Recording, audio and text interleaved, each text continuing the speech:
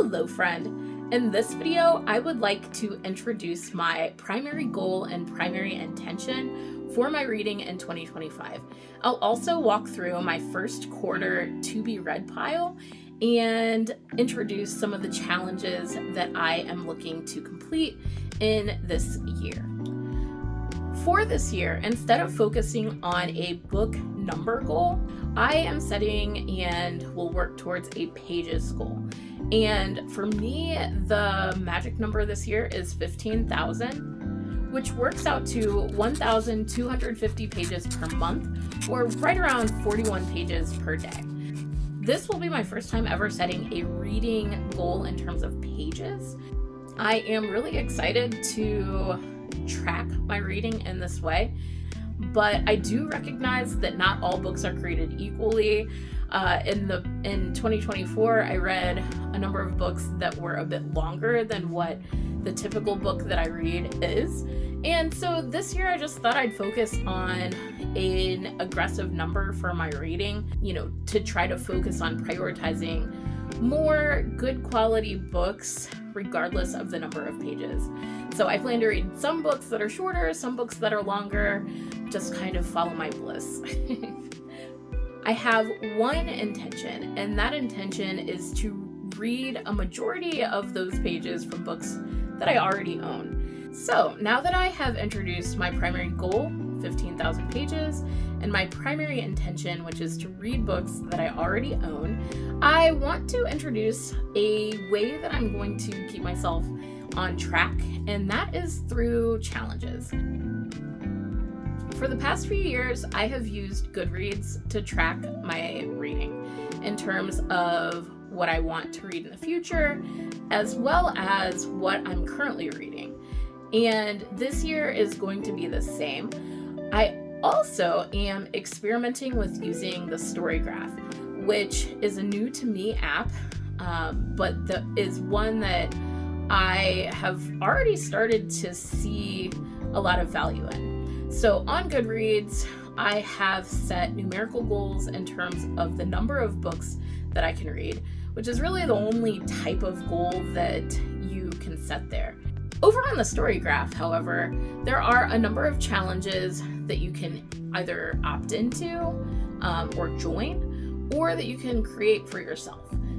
I learned about these challenges from Ben Reads Good, and over on his channel, he introduces a challenge that he created where there are monthly themes that you can follow to kind of stretch your reading and have little fun. Ben's challenge is a lot of fun. And what I have done is I joined his challenge on the Story Graph.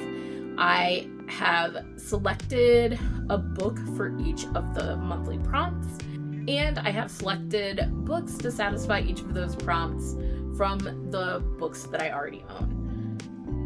I also joined a physical TBR challenge for 2025, and it's really a freestyle challenge where each month you select one book that you already own. There are really no guiding prompts for that challenge, and so you get to basically select any 12 books that you already own to complete it. So 2 challenges that are really satisfied through the list of books that I already own.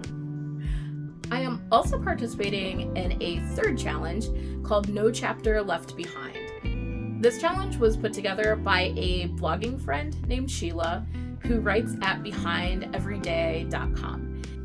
I'm really excited to engage with her and the community that she has created to discuss books that we already own. So each month she introduces a prompt. I don't know what the prompts are really in advance. And then I get to select a book that I already own to complete the challenge. So you kind of get an idea here of how I'm going to keep myself in line or accountable to the goal of reading the books that I already own. Because all of the 3 challenges that I'm participating in should help me to do just that. Yeah, you get the intention piece there. All right, so now we get to dive into the books that are on my TBR for Q1 2025. For the Read Good Challenge, the January prompt is that we are in the month of Annuary, and so we want to read a book by an author named Anne. I chose the book Hello Beautiful by Anne Napolitano. Hello Beautiful is an Oprah's book club pick, as well as a nominee for a Goodreads Choice Award in 2023 for favorite fiction. It focuses on the relationships between four sisters. The editor's description indicates that it is a profoundly moving portrait of what's possible when we choose to love someone not in spite of who they are, but because of it. For the Read Good Challenge for February, it is Flamuary. For Flamuary, the target is to select a book that has the image of a flame on its cover. And to satisfy this challenge, I have selected the book Think Again by Adam Grant. Think Again is a book about how we can get better at embracing the unknown and the joy of being wrong. It encourages us to rethink, and how rethinking is a special skill that might give us an edge in our ever-changing world. For March, for the Read Good Challenge, the theme is the Ides of March. And so we are challenged to select a book that has 15 characters in the title. And so the book that I intend to read for March for that challenge is The Fire Next Time by James Baldwin. The Fire Next Time is a classic. It explores the devastating impacts of racism, and it's written in the form of 2 letters. All right, for the No Chapter Left Behind challenge, the prompt for January was to select a book that had a white cover or that was set in winter. I selected the book Following Atticus. Following Atticus follows the adventure of the author Tom Ryan and his dog Atticus as they hike the iconic White Mountains in New Hampshire while raising money for a cancer charity. For February, for the No Chapter Left Behind challenge, the prompt is to read a book with a cover that is red, white, or pink. And also, you have the option, because February is the shortest month, to read a shorter book. So a book that is fewer than 200 pages. I have decided to read This Could Be Us by Kennedy Ryan. And this is the second in the Skyland series by Kennedy Ryan and was a 2024 nominee for Reader's Favorite Romance. It follows the story of Soledad, who is the planner and the fixer, and in the wake of a betrayal in her marriage, she undergoes the process of rediscovering herself. It is a romance, and I have high expectations for this book after reading Before I Let Go, the first book in the series. For the No Chapter Left Behind book club for March, I don't know what the prompt is yet, so there's a question mark. There will be something that fills that, but I just don't know what it is yet. Other books that I intend to read during the first quarter. For February, it's also Black History Month. This year, I would like to read the 1619 Project, which... This book compiles multiple perspectives from historians, poets, and artists, and examines the legacy of slavery and its impact on America. March is Women's History Month, and so I, of course, like to do something in honor of Women's History Month. And this year, I have 2 books that I am really looking forward to diving into.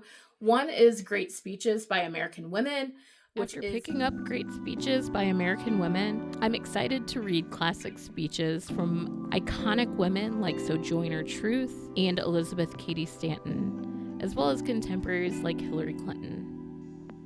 Finally, I intend to read the book Invisible Women, Data Bias in a World Designed for Men by Caroline Criado Perez. This is a 2019 Goodreads Choice Award nominee for readers' favorite science and technology. It examines bias and discrimination in the data that informs our public policy in a world where men are the default. An additional book that just came out that I have been looking forward to is Onyx Storm, which is the follow-on of the Empyrean series. Onyx Storm is Violet Swordgale as she navigates becoming a dragon rider and protecting those she loves. So, if you have a particular interest in any of these books, please let me know in the comments section below.